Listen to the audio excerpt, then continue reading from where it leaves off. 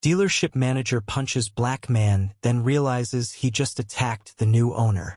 The air in the dealership lot was thick with the scent of rubber and gasoline. The kind of summer morning where the heat seemed to press down on every word spoken. Marcus Tate stood tall in his tailored suit, his dark skin glistening faintly under the Georgia sun, his eyes scanning the rows of cars like a general surveying a battlefield. He'd come a long way from the cramped apartment in Atlanta where he'd grown up, where his mother's voice still echoed, "Rise above, Marcus. They'll try to pull you down, but you rise." Today was his day.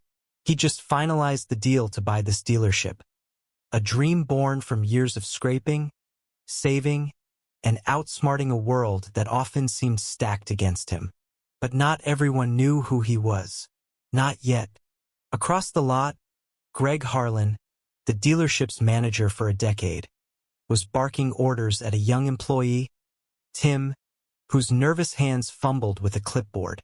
Greg's face was red, his tie loosened, his voice sharp with the kind of authority that comes from years of unchallenged control.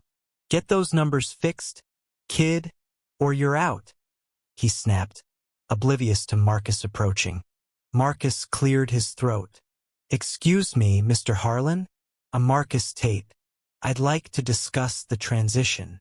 Greg spun around, his eyes narrowing. "Who the hell are you?"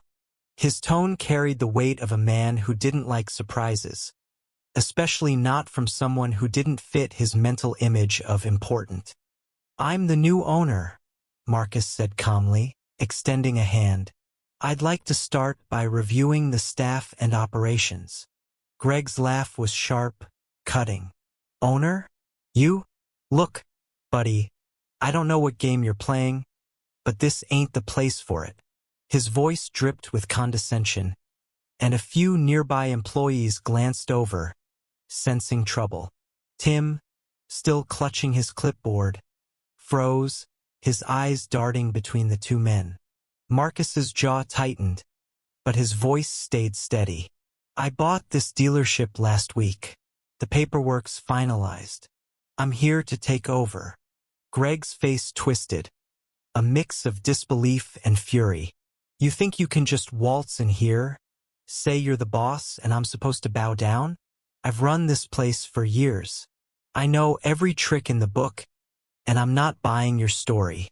He stepped closer, his bulk looming over Marcus. "You're in the wrong place, pal." The lot grew quiet, the hum of distant traffic fading as heads turned. Marcus held his ground, his eyes locked on Greg's. "Check the documents. They're with the lawyer. I'm not here to argue." But Greg wasn't listening. His pride, his years of running the show clouded his judgment. He saw a black man in a suit, claiming something he couldn't fathom, and his world tilted. "Get out," he snarled, shoving a finger in Marcus's face. "You don't belong here." Tim, still standing nearby, stammered, Greg, maybe we should—" "Shut up, Tim." Greg snapped, his voice a whip. Then, in a flash of rage, he swung. His fist connected with Marcus's jaw, a sickening crack echoing across the lot. Gasps rippled through the small crowd of employees. Marcus stumbled back, hand to his face, but he didn't fall. His eyes burned with something fiercer than pain resolve. Tim dropped his clipboard, his face pale. "Greg, stop.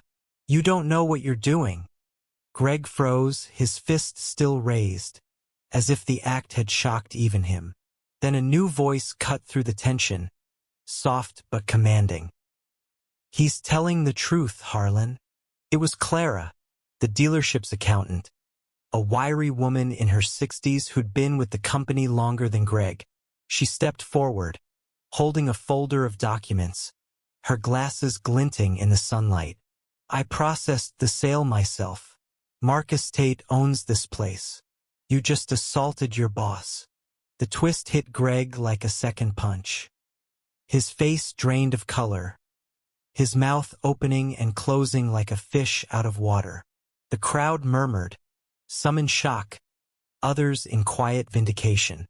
"Clara, who'd seen years of Greg's bullying, handed the folder to Marcus with a nod. "Everything's in order, Mr. Tate. Welcome." Marcus wiped a trickle of blood from his lip, his gaze never leaving Greg. The pain was there, but so was something deep-era fire forged in years of being underestimated, dismissed, judged by the color of his skin. He could have fired Greg on the spot, could have called the police, could have let the rage win. But he didn't. Instead, he straightened, his voice low but clear. "I came here to build something, not tear it down. You've got a choice, Greg. Stay and work under me or leave. But if you stay, you'll respect every person here, black, white, or otherwise. No exceptions." Greg's shoulders slumped, the fight gone out of him. He mumbled something incoherent, then turned and walked toward the showroom, his footsteps heavy.